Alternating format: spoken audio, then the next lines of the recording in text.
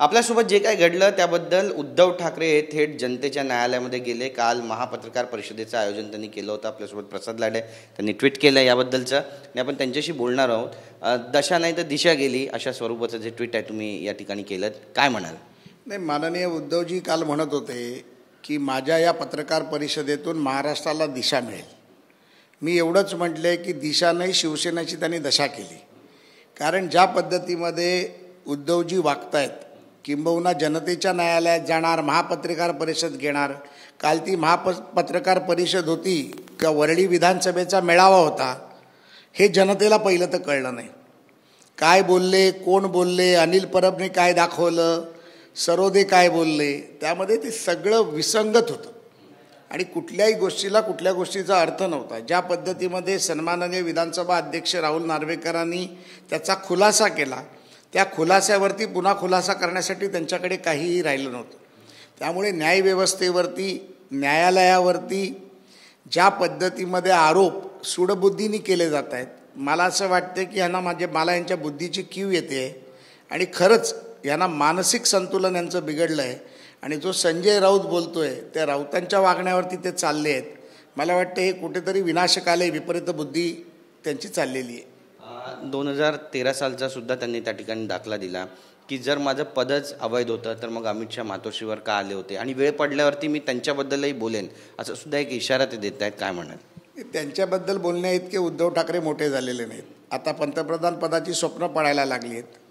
ते जसं ट्विटरची चिमणी उडाली तशी यांची देखील चिमणी आता उडणार आहे स्वप्नाची. खऱ्या अर्थाने तुम्हाला सांगायला गेलं तर 2013मध्ये कैलासवासी शिवसेना प्रमुखांच्या नेतृत्वातली शिवसेना होती. ह्या संपूर्ण पिटिशनमध्ये आपण पाहिलं तर 2018मध्ये जी घटनाबदल केली त्या घटनाबदलाचा उल्लेख माननीय विधानसभा अध्यक्षांनी सुप्रीम कोर्टाच्या गाईडलाईनवर आणि सुप्रीम कोर्टाच्या फ्रेमवरती केलेलं आहे. त्यामुळे त्या विषयावर कोण बोलतच नाही आहे. 2018मध्ये जी त्यांनी सबमिशन केलं, जे चेंज ऑफ रिपोर्ट सबमिट केले, त्यामध्ये कुठेही त्या गोष्टीचा उल्लेख नाही. अशा पद्धतीची टिप्पणी किंबहुना निर्देश हे माननीय विधानसभा अध्यक्षांनी दिले. त्याच्यावरती विनायक राऊतांनी बोलावं, संजय राऊतांनी बोलावं, अनिल परबांनी बोलावं, उद्धव ठाकरेजींनी बोलावं. त्यामुळे जनतेची दिशाभूल करायची आणि स्वतःची झालेली दशा ही जनतेपर्यंत मांडायची आणि केविळवाणा प्रयत्न आहे की लोकांची सिंपती जमा करण्याचा, त्याच्या पलीकडे काही नाही. असीम सरोदेंनी ज्या पद्धतीनं वक्तव्य केलं आहे, भाषण केलं आहे, राहुल नार्वेकरांबद्दल जे काही बोलले त्यावर तुमची प्रतिक्रिया काय असेल? मला वाटतं की त्यांना महापालिकेची किंवा विधानसभेची तिकीट द्यावी आता उद्धव ठाकरेंनी. एखाद्या न्यायालयामध्ये उच्चपदस्थ सुप्रीम कोर्ट, हायकोर्टामध्ये वकिली करणाऱ्या अशा विद्वत्त माणसांनी अशा प्रकारे जनतेच्या दरबारात येऊन न्यायालयाच्या निर्णयाच्या विरोधात स्टेटमेंट करणं, TV स्टेटमेंट करणं, जनतेच्या प्रचारात येऊन बोलणं, प्रचार सभेत येऊन बोलणं, हे मला वाटतं की सरोदेजींसारख्या ज्येष्ठ विधितज्ञाला शोभत नाही. त्यांनी या गोष्टीचा विचार केला पाहिजे.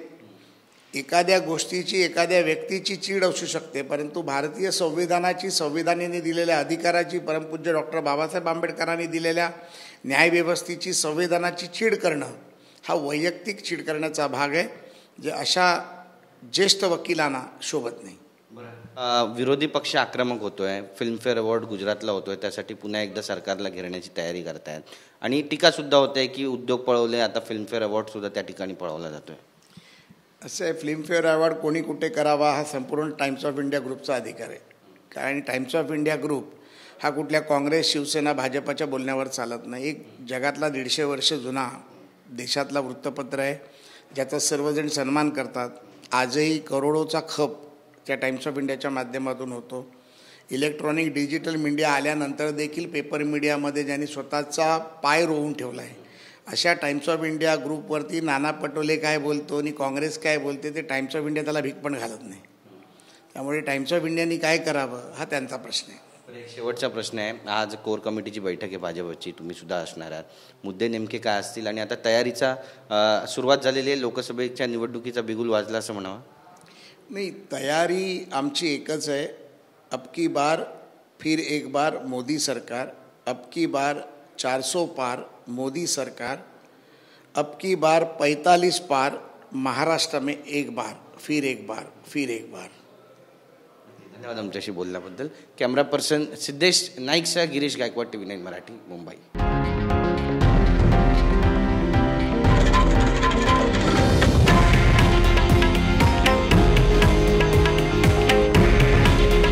हे आहे देशातील नंबर 1 न्यूज नेटवर्क आणि आपण पाहत आहात TV9 मराठी.